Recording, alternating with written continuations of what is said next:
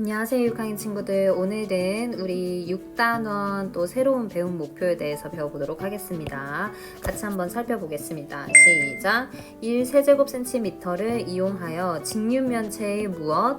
이것을 나타낼 수 있다. 어느 공간을 차지하는 정도죠. 바로 그렇죠. 부피입니다. 1세제곱센티미터 새로운 단위가 나와요. 바로 부피의 단위인데 우리 오늘 교과서 보면서 한 번 더 살펴보도록 할게요. 교과서 120쪽부터 우리 123쪽까지 같이 한번 차근차근 가볼까요? 자, 직육면체의 부피를 구하는 방법을 알아볼까요? 되어 있습니다. 1번부터 한번 볼게요. 1번. 부피의 단위를 알아봅시다. 뭐에 대해서 알아본다고요? 네, 바로 부피의 단위에 대해서 알아봅니다. 얘들아, 우리가 지난 시간에 그 부피에 관련해서 한 가지 했던 거 기억나나요? 네, 그렇죠. 쌓기나무를 이용해서 우리가 직육면체 부피를 비교를 했었어요. 근데 그 당시에 쌓기나무를 사용하면 어떤 점이 편리했나요? 그렇죠. 눈으로 바로 비교하기 어려운 직육면체 부피도 직접 대지 않고 바로 비교할 수가 있었어요. 그런데 이런 직육면체 부피를 비교할 때 쌓기나무를 사용했을 때 불편한 점도 있었죠. 뭐였죠? 네, 그렇죠. 쌓기나무의 종류도 여러 가지이기 때문에 부피를 구할 때마다 쌓기나무의 수가 달라질 수도 있다는 거. 여기서 우리가 이제 필요한 게 생깁니다. 오늘 배우는 이 부피의 단위인데요.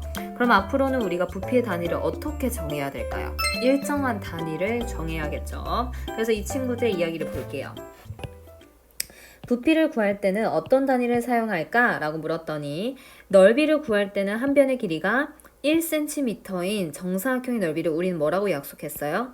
1제곱cm라고 하고 단위를 사용했어 라고 하고 넓이에 대해서 이야기를 해 주었습니다. 이게 힌트가 될 수가 있어요. 자, 이렇게 생각했다면 우리는 이번에는 부피 밑에 바로 나와 있네요. 같이 약속 하나 읽어봅시다. 시작! 부피를 나타낼 때 한 모서리의 길이가 1cm인 정육면체의 부피를 단위로 사용할 수 있습니다. 이 정육면체의 부피를 우리는 뭐라고 쓴다? 1세제곱cm라 쓰고 1세제곱cm라고 읽습니다. 하나의 약속이니까요. 형광펜이나 색깔펜을 통해서 밑줄을 그어보도록 합시다.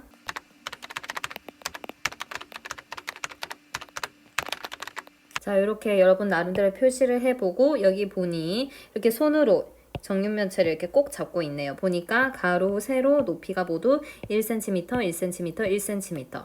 그래서 얘를 부피로 나타내면 바로 1세제곱cm라고 적는다. 그래서 여기도 연필로 여러분이 이렇게 직접 적어보세요.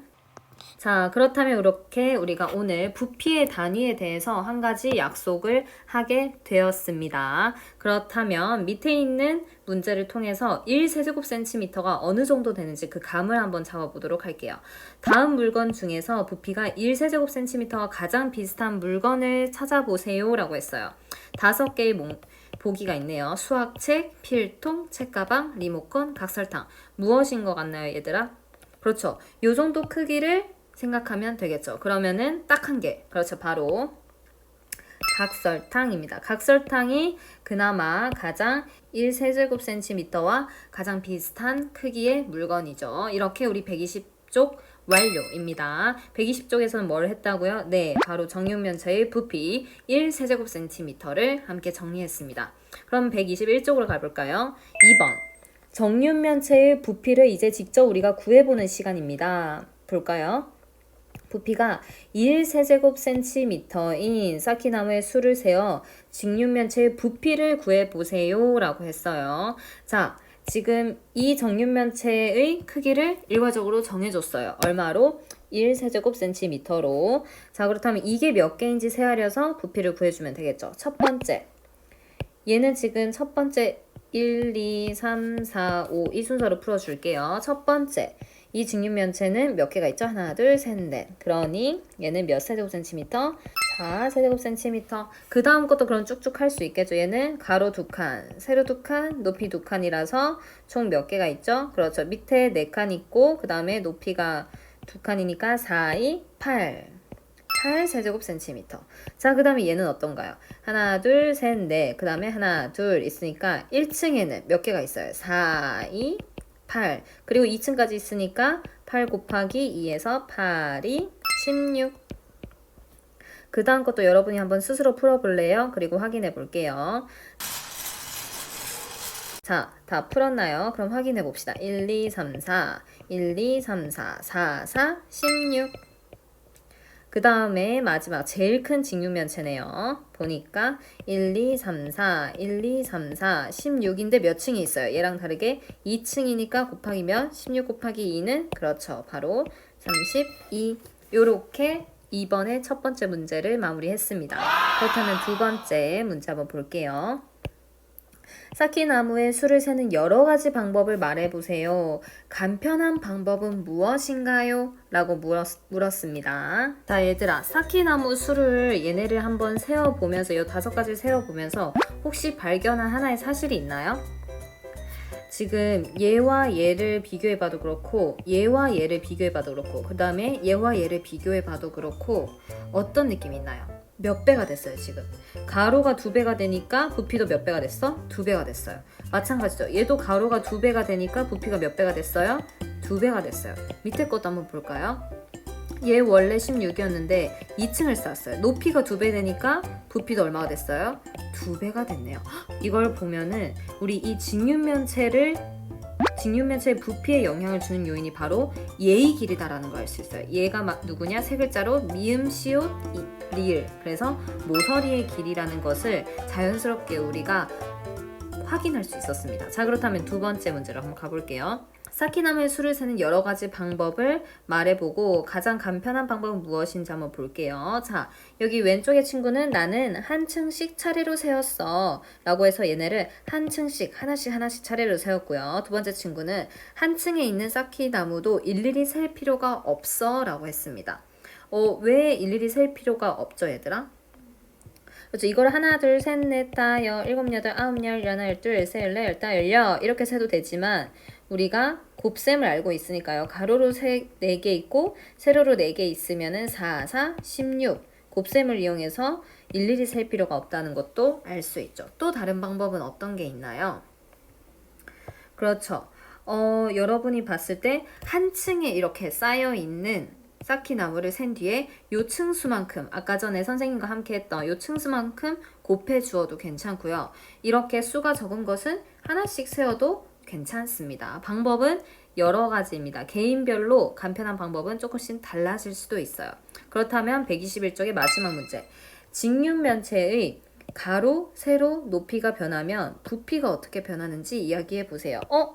하나의 변수가 나왔네요. 가로, 세로, 높이가 변했을 때 라고 했습니다. 자, 그랬더니 밑에 있는 친구가 가로가 2배가 되면 부피도 2배가 되는구나 확인했었죠? 여기 가로가 2배가 됐더니 부피도 몇 배? 2배.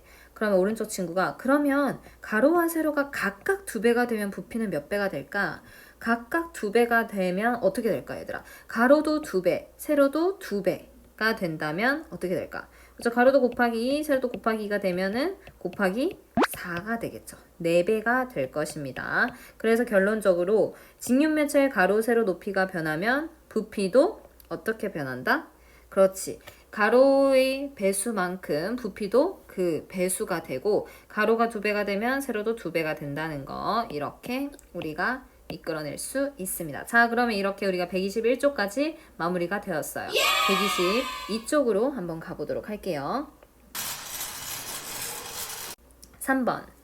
자, 직육면체의 부피를 구하는 방법을 본격적으로 알아보는 시간입니다. 우리가 직육면체를 구하는 부피를 구하는 단위를 알았으니까요. 한번 볼까요?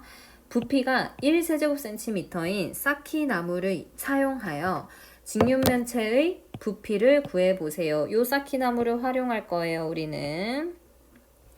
자, 그래서 오른쪽에 보니까 직육면체가 가로가 6, 세로가 4, 높이가 5인 직육면체가 있네요. 밑에 있는 그림을 차근차근 한번 볼까요? 첫 번째는 가로로 지금 몇 개를 놔줬어요? 6개의 쌓기나무를 놔줬고요. 그 다음에 세로로는 몇 층을 놔줬어요? 지금 몇 칸을? 그렇죠. 바로 4개의 쌓기나무를 더 연속적으로 놔줘서 1층에는 몇 개의 쌓기나무가 있나? 6, 4, 24가 있네요. 그러고 높이까지 쌓아줬습니다. 이 순서로 몇 층까지? 5층까지. 그럼 24가 5층까지 있으면 24 곱하기 5가 되겠죠. 자, 그러면 한번 볼까요? 쌓기 나무가 모두 몇 개 필요한가요? 자, 이 순서로 보면 우린 바로 알 수 있어요.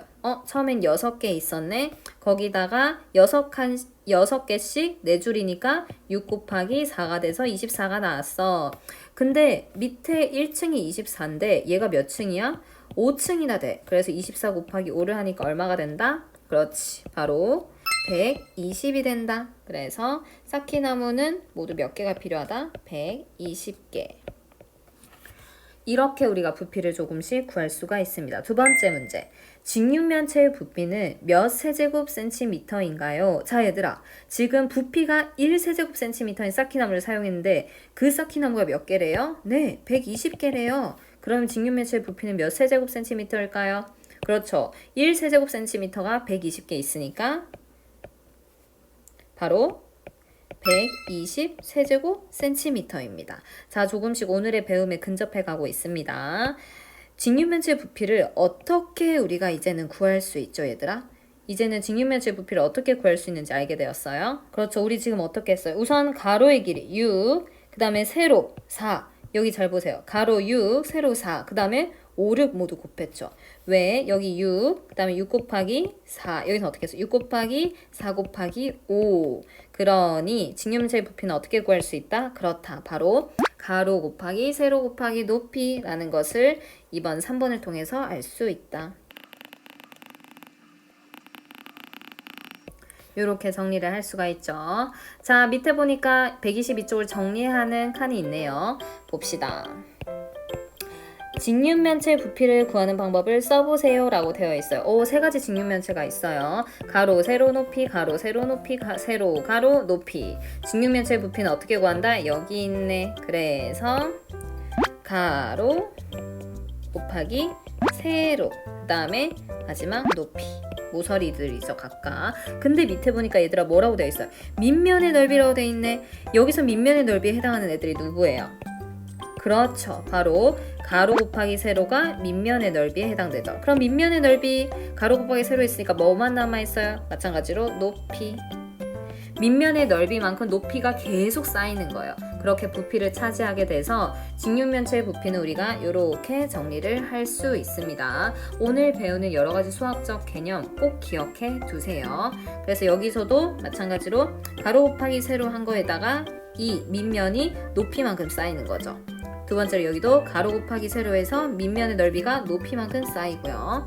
마지막 얘도 세로 곱하기 가로 해서 이 밑면의 넓이가 높이만큼 쌓여서 부피가 탄생하게 됩니다. 자, 그렇다면 마지막 123쪽을 통해서 오늘 수학 마무리 해보도록 합시다. 4번. 이번에는 얘들아 문제가 바뀌었어요. 뭐의 부피를 구하래요? 네, 바로 정육면체의 부피를 구하래요. 정육면체와 직육면체의 차이는 뭐죠? 그렇죠. 직육면체는 각 가로, 세로, 높이의 길이가 조금씩 다를 수 있는데 정육면체는 가로, 세로, 높이, 즉 각 모서리의 길이가 모두 똑같은 육면체입니다. 그럼 한번 볼까요? 직육면체의 부피를 구하는 방법을 이용하여 정육면체의 부피를 구해보세요. 이 방법을 이용해서 정육면체를 한번 구해봐. 자, 이 정육면체의 한 모서리 길이가 몇 cm예요? 네, 5cm입니다. 근데 이 친구가 묻습니다. 가로, 세로를 모르는데 부피를 구할 수 있을까? 왜? 우리 직육면체의 부피를 어떻게 구했었죠? 그렇죠. 바로 가로 곱하기 세로 곱하기 높이였어요. 근데 정육면체를 보니까 세로 길이, 높이 길이만 나와 있네요. 하지만 정육면체니까 가로, 세로 길이도 알 수 있죠. 얘네가 몇 cm라는 거? 5cm라는 거. 그래서 한번 직접 구해봅시다. 정육면체의 부피는 5 곱하기 5 곱하기 5. 5, 25. 25 곱하기 5는 125. 여기서 잘 이 의미를 생각해 봅시다. 첫 번째 이 5는 뭘 의미할까요? 순서는 크게 상관은 없지만. 그렇죠. 직육면체의 부피를 구하는 방법에 의하면 얘 첫 번째는 바로 가로의 길이죠. 그 다음에 두 번째 5는 바로 세로의 길이를 의미한다고 볼 수 있고요. 그 다음에 세 번째 얘는 높이를 의미한다고 볼 수 있겠습니다. 자, 그렇다면 이 정육면체의 부피를 구하는 방법 정리해 볼게요. 한 모서리의 길이로 정육면체의 부피를 구하는 방법을 써보세요 라고 했습니다. 왜 한 모서리의 길이일까요, 얘들아? 그렇죠. 정육면체는 모든 모서리 길이가 똑같기 때문에 한 모서리의 길이라고 정할 수 있는 겁니다. 자, 그래서 보면은 왼쪽에 있는 초록색 정육면체, 오른쪽에 있는 노란색 정육면체, 정육면체의 부피는 한 모서리의 길이 곱하기 또 한 모서리의 길이, 그 다음에 얘도 한 모서리의 길이. 한 모서리의 길이를 몇 번 곱한다? 3번 곱한다. 적어줍시다. 그러니까 같은 수를 3번 곱하면 되는 거네요. 이렇게 우리 정육면체의 부피도 정리를 했습니다. 오늘 3가지 알아갑니다, 얘들아. 자, 그러면 5번까지 해서 마무리할게요. 자, 마지막 5번 같이 한번 해결해 보도록 할게요. 이 문제는 선생님이랑 풀이하기 전에 여러분이 먼저 지금 스스로 풀어보세요. 풀어보고 선생님 풀이하는 거 같이 확인합시다. 자, 좋아요. 다 푸셨나요? 그러면은 빠르게 5번까지 마무리해서 이번 시간 끝내도록 할게요. 첫 번째 휴직과 15 곱하기 15 곱하기 15 15를 3번 곱해주면 돼요. 우선 15 곱하기 15는 그렇죠 5, 25, 5, 1은 5, 75, 5, 1은 5, 1 해서 얼마가 되죠? 네, 225 여기다 곱하기 또 15를 해줘요. 그러면은 5, 5, 25, 5, 2, 12, 5, 2, 11, 5, 1은 5, 2, 2 해서 5, 7, 3, 3 해서 결과적으로 얘는 3375 세제곱 센티미터 이렇게 나옵니다. 다음 두 번째 책 얘는 한번 볼까요? 20 곱하기 27 곱하기 6이네요. 우리 20은 제일 나중에 곱해줄까요? 어차피 간편한 숫자니까. 그래서 27 곱하기 6 해주면 7, 6에 42 6이 12 해서 16. 자, 그럼 162에다가 20을 곱해주면 되는데 2는 10은 나중에 곱하고 2, 4 6이 12, 1은 2 324에다가 0 붙여줘서 얘는 얼마? 그렇지, 바로 3240 세제곱 센티미터 나왔습니다. 마지막 컴퓨터 본체네요. 얘는 수가 어마무시하게 클 것 같아요. 왜? 15, 40, 50이에요. 요거 0은 나중에 곱해줍시다. 100으로. 그러면은 15 곱하기 4 곱하기 5가 되니까 얘는 15 곱하기 5, 4, 20이 되죠. 그러면 얼마예요? 15 곱하기 2는 30에다가 0 붙고 그리고 아까 0, 0을 덜 계산해줬으니 최종적으로 얼마? 그렇지. 바로 3만. 요렇게 구할 수 있습니다. 자, 여기까지 우리 123초까지 다 마무리가 되었어요. 오늘 새로 배운 직육면체의 부피를 구하는 여러 가지 개념들, 필요한 수학적 개념들 한 번씩 확인하고 그리고 요렇게 두 번째, 세 번째 확인하고 배운 목표로 정리하도록 하겠습니다. 자, 우리 오늘 배운 목표 1세제곱센티미터를 이용해서 우리는 직육면체의 부피를 나타낼 수 있다. 어떻게? 가로 곱하기 세로 곱하기 높이 그리고 정육면체도 할 수 있죠. 정육면체는 어떻게? 한 모서리의 길이 곱하기 한 모서리의 길이 곱하기 한 모서리의 길이. 왜? 정육면체는 모든 모서리 길이가 똑같으니까. 자, 이렇게 우리 오늘의 배운 목표 마무리를 했습니다. 우리 수익으로 넘어가도록 할게요. 모두들 수고 많았어요.